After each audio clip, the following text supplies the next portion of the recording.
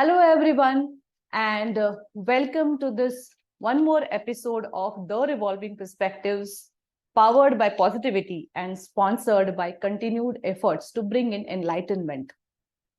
So, this is the episode under this theme of the International Women's Day, which we celebrated on 8th March, saying that it's not just one day, but every day. And hence, we came up with this series where we're talking to experts from different fields, especially technology based fields, regarding their views on gender perspective, gender equality from the technology perspective. Today, I'm going to talk to a lady who's an entrepreneur, who is a process expert. Her journey of process setting and being active in process setting up with the corporate started in 2012. And in 2016, she started her own journey because she realized that MSMEs and startups have different kind of requirements than corporates when it comes to creating business processes. We started helping them with the same, with agile, Kanban, and coming from this field, coming from the corporate business world, I wanted to understand her views on gender equality from the technology perspective. So let's welcome Miss Shuchi Singla. Welcome, Shuchi. Hi, Vinda. Thank you for this. Thank you for the opportunity. Hi. Hi. So as I introduced you, we know that you come from this domain and you have interacted with so many people, the workforce, to set the processes to help them to achieve the goals with the timelines. So I'm sure in all this, you must have used technology very wisely, meaningfully. But when it comes to gender equality, I wanted to understand a few things from your perspective. And my first question to you is this year's theme for the International Women's Day is this DigitAll, where technology innovation they're talking about from the gender perspective. Why do you think this theme must have been picked up? What is your view towards it? Vinda, I think after COVID, happened, the word has completely changed. Initially it was everything, there was no remote working. The concept of remote was not very common. People were not very open to it. And that led to loss of opportunity specifically for the female, right? I would not call it also for the female, but I think even it was not gender specific also. There was a lot of opportunity loss, there was innovation loss. Now I think because of COVID, this word has become really open for each other. You are working with people sitting in Ukraine, you're working with people in Russia, you're working with people across. So I think somewhere technology has opened the word, and people not only from the tier 1 cities, right, both men and women have started to work together, but people across tier 2 and tier 3 cities have also started to get a lot of opportunity and offer a lot of exposure. So I think from that perspective, this particular domain, this particular thought process of technology innovation coming together needs abhi needs a lot of propagation and needs a lot of limelight, so that it is everywhere. There is no place where we are losing on some talent or some resource or some innovative or some creativity because of lack of reach or something. So I think this totally makes sense, and this is what is the need of the hour. Yes, when I came across this theme, even I felt that I am just loving it because this is the need of the hour. But when you must be interacting with so many women, female workers. What do you think? Do you think that they are coming across certain challenges? Do you think that they need a different perspective? Do they need to overcome a mental block, or they are simply flowing seamlessly with the flow and it is happening wonderfully already? What is the scenario? See, I think now it's a mixed bag, right? When we started, there was a lot of mental blockage. How will this happen? Will we be able to collaborate? Will we be able to work? But word has now opened up, and people have started, acknowledging the fact that everybody needs to get an equal opportunity.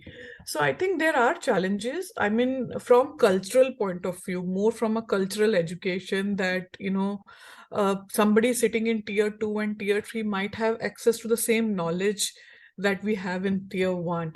I think we are overcoming that thanks to platform learning management platforms that are available now.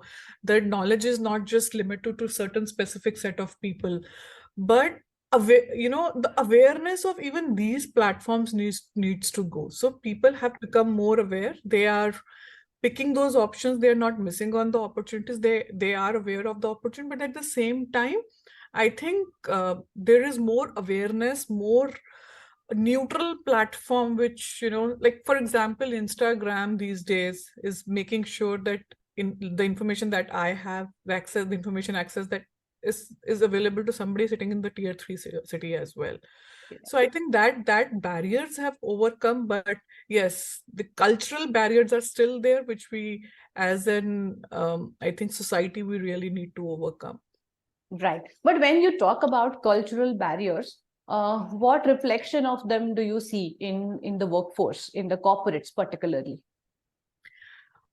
See, I have my few examples in my organization where some of the females had quit the work because the families could not understand why they are sitting on the laptop throughout the day and they are at home and they are not contributing to the work. Are there the cases of this sort really?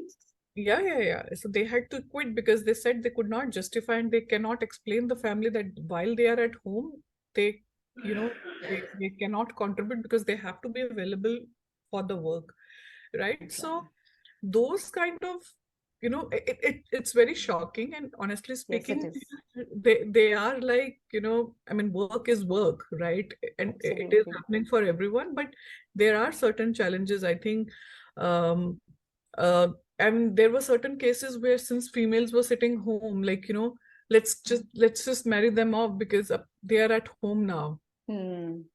So Right. when we are talking about the advantages of hybrid pattern of working, where women have can look at it as a positive thing, as an advantage towards their side, these are also the cases where Yeah, you're yeah, yeah, yeah. focusing I on. think child upbringing is one of the things. Things are moving towards the positive side, but if you are at home, it's assumed that you own that responsibility, Absolutely, right? And absolutely. I think from that perspective, the mental health issues that we have seen in last couple of years have grown because True. I think then guilt of doing too much and then guilt of not able to do everything together has just overcome us, right? But again, thanks to technology, that mental health awareness has also increased now. Yes. Right? Access. Awareness is increased, and I think there is a gap where there is a set of people who are aware, and there is a set of people where these pointers are still yet to reach. So I think this gap still needs to be filled. What do you Yeah. think?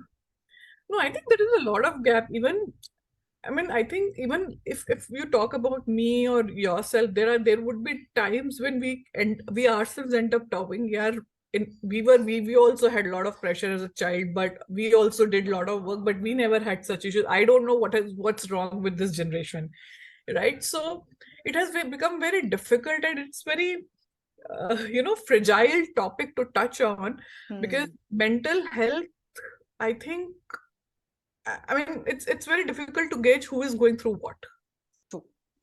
right? And then there is a very sweet spot to identify. So, for example, if somebody is not performing in your organization Yes. itself, how Hmm. do you identify that? Do we really need to support that person, or that person has just become habitual of not performing? Not So, it performing. has become, at least for me, it has become a real challenge on how to identify and till what level you want to give leeway, Correct. Correct. right? So, So I think when we talk about corporates and particularly the cases that you were talking about, there is a need to develop special cells to look into this. I don't think that all the corporates have these kind of cells. They have HRs, they have maybe probably mental health cells where people can come and talk. but I think they're not sufficient. There has to be a special effort made. Yes, there has to be, and I think from if we just look at the technology piece of it as well, there are certain apps which I am aware of are available on the App Store and the Play Store. I think people need to be aware of them, or maybe from an organization point of view, there has to be certain initiatives or certain collaborations which can be done. Mm-hmm. So, for example, like in our organization, there were certain issues where people said that, their lunches are delayed because there is Mm-hmm. some meeting that comes up and they keep on pushing their lunch and it goes up till 4 p.m. So there is no, so we started with certain specific, very basic policies that between 1 and 2, there will be no one who will set up the meeting. Mm-hmm. As basic as that. And then we started with some desktop yogas as classes as well. So we worked on with some yoga teacher, and we now have a weekly yoga classes. So I think somewhere some small steps need to be made, but then they go a long way and they do make some difference, because it's also about inculcating a right habit. So Mm-hmm. once you start to see the benefit of something, you start to do it on your own. Absolutely. Right? It's just that there are times when you need to guide people to the right thing at the right time. Yes, yes. Yeah. So when you were talking about the apps, I was checking your LinkedIn profile. I couldn't have this discussion with you earlier. I wanted to talk to you about this. I read about an app, Outfluence. Is, Absolutely. is is I think self organization or self management kind of an app.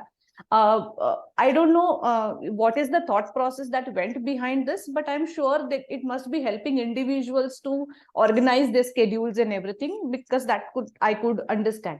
My Yeah. question, yeah, Yeah. So the reason why, yeah, go ahead. Go ahead, Vidya. I'll just focus on this area and then you tell me the whole of the thought process. Are there any specific features specially crafted for women in this app, or it wasn't necessary at that time?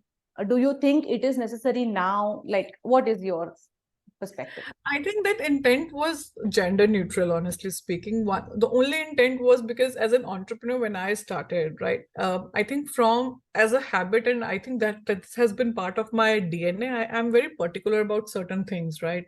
The way I manage my time, the way I plan my work.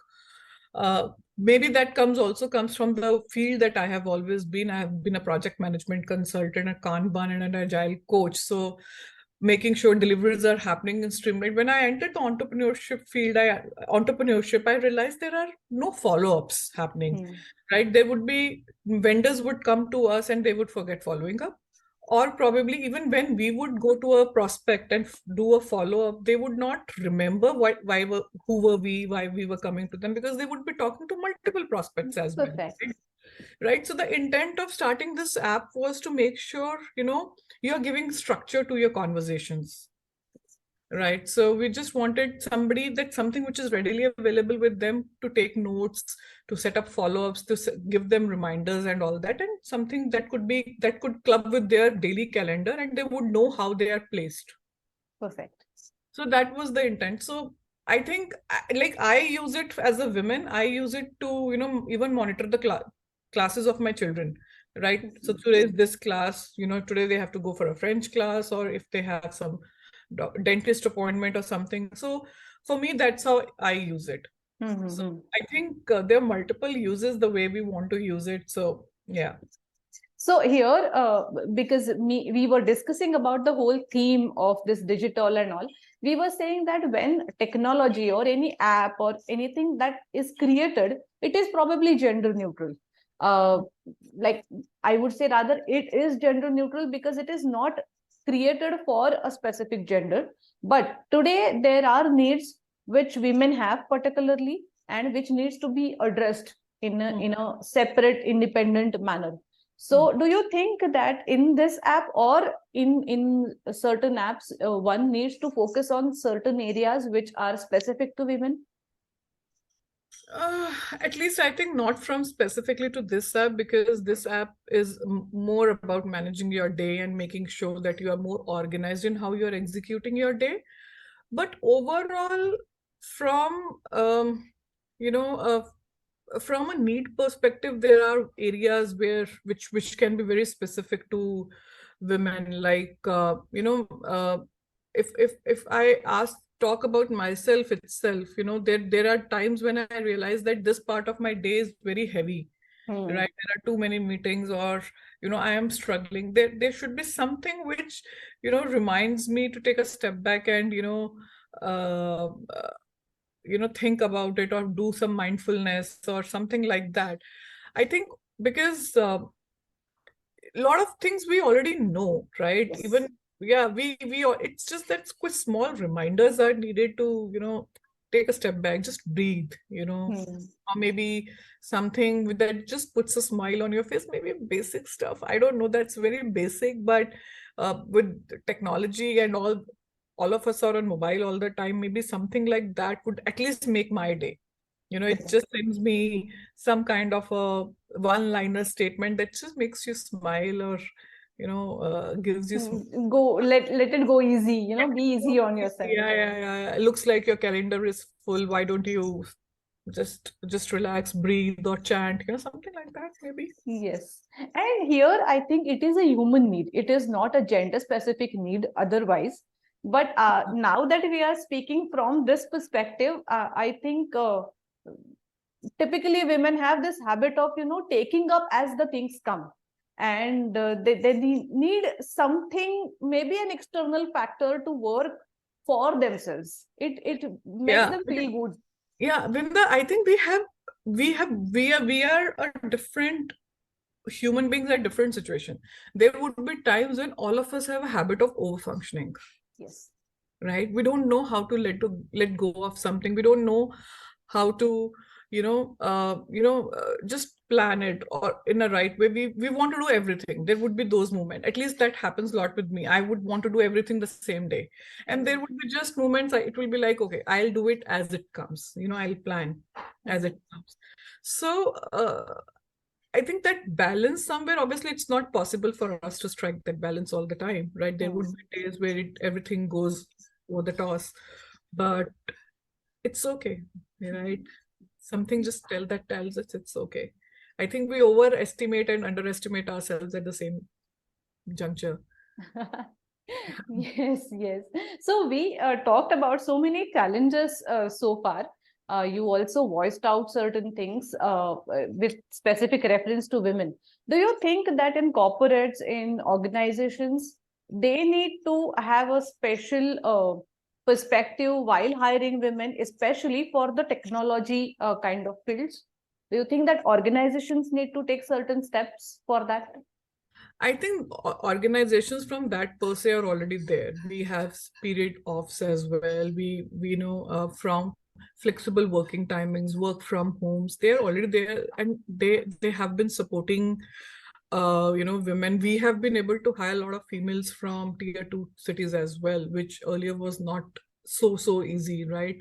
Mhm. And I think the other challenge from a technology hiring, because a lot of customers are not always India based and they have language barriers. And I think which initially used to be a mental blockage because they might not be able to communicate with them, has also overgone, because now we have, apps which can teach you how to speak, and how to interact with them. So I think that's already happening, and we are already there. We have started with a lot of organizations already have certain policies in place, like flexi working and everything, which are helping us adapt and adopt at the same time. I think in addition to that, we have also started with a vertical shift, where let's say you are currently in an HR field, and but you have a bent of doing project management, and you feel that you can do better in time management and project management. So we let them move to that shift, Hmm. right? We give them an opportunity of 3 months to learn, right? Hmm. We obviously give them uh, uh, training and everything which is needed to move from HR to, let's say, from HR to as a project manager. If they're doing well, we let them move. So I think that's it. Another thing which we have started, that also, while you're working, that also brings out your innovative side and creative side of your own, self learnings, or maybe your fortes which you can utilize at work. So that's what we have started. But I think a lot of other companies have also started doing that. This is good. This is interesting. And I think this needs to reach out to all the tiers as far as organizational structures are also concerned. Mm. So we're talking about corporates who consciously think and administer these kind of things. But I think even MSMEs and startups should also think of it. Do you think they are aware about this, or Yeah, I think now everybody is doing, because from last couple of years, we so much have come has a been long way? talked about it. I think there is now, um, not just that people are aware, there is also a feeling of being of FOMO, right? Right. We need to do because somebody else is doing, even Yes. if you're not initially aligned to it. So I think so. Not awareness and FOMO, both things are pushing people to, right. So I think in the we are moving towards a positive direction itself. I think from that per se. Great, great. These last few things that you shared, I am finding them quite interesting. There are organizations and there are sectors Hmm. where they're still not thinking about it. Hmm. I mean, I understand that there are corporates and startups who are conscious about it, but there are industries like automobiles, or where certain fields which have been considered as male-dominated fields, particularly, where they still need to gear up with the whole thing, Yes. and Hmm. especially inclusion of women with this awareness is necessary over there, is what I think. So bringing this to a conclusion of the whole discussion, Shuchi, I would like you to give a message to the society as an entrepreneur. I think I have faced, and I would want others not to face. It is always a very lonely journey, right? So as I think maybe I'm at a stage where uh, my company has started to scale up, right? We are at some comfortable position. So I think I would like to support, more entrepreneurs from that person, be it female, be it male. We really need to offer a hand of support. We might have time crunch, but I think just offering them a right advice at a right time, or maybe just listening to their problems and understanding and supporting in your own small way, maybe just putting a small order from piece of work, where you can just get small work, generate some small work for them, as small as that, or maybe just a small piece of um, appreciation for their work or their products, whatever they are doing, for them that makes a lot of difference. So I True. think because for me, when I started 5 years, 6 years back, that nobody was like very open about, women getting into entrepreneurship. There were not many policies around it. So I think now, since there are more opportunities, it's just that we need to extend some empathetic support towards each other and make sure we uplift each other rather than just being competitive. I think even if it's a competition with somebody else, the competition can be healthy, Yes. right? Yes. So it should move more towards a positive side rather than just putting somebody down. So I think that's the mindset I really feel everybody starts to get in, and it's more, it's a better place to work. Yes. Wow. So thank you for this meaningful interaction, Shruti. Thank I you. got to hear the perspective, not only from this, typically gender point of view. I am happy that I am interacting with people who can look at equality in its real sense. Yeah. When we talk about equality, it does not mean that you only focus on women. We focus on human beings, and feeling like human beings is more important when we talk about that. Yeah. I think I think post COVID, it's just about being human, Yes. right? Being there for each other. I think that's what matters most. True. And still, since there was this need of coming up with this kind of theme, I feel we have come a long way, and we still have to go a long way as far Yeah. as gearing up with female workers, taking good advantage of technology to achieve this kind of perspective, or to reach to this kind of perspective is a long way. But with this kind of mindset, if we build around us, this is going to be easy thing for all of us. So Yeah. thank you for sharing all of this. and being part of this platform, the Revolving Perspectives, with your special perspective. Thank you, Vinda. Thank you so much for having me. So it's for my audience. Thank you for listening to us. Please share your comments, your viewpoints in the comment box, and tell us, how do you look at the whole thing? What are your learnings? What are your perspectives? Because as I always say, the learning is in perspectives. As we change our perspective, we get to learn something new. So we are here to listen to you, and we will talk about, if you are facing some challenges, if you have some questions, please post them in the comment box so that we can address them in our next interview. This was our second interview in the series, and we're coming up with one more in this month to celebrate the Women's Day. Thank you so much.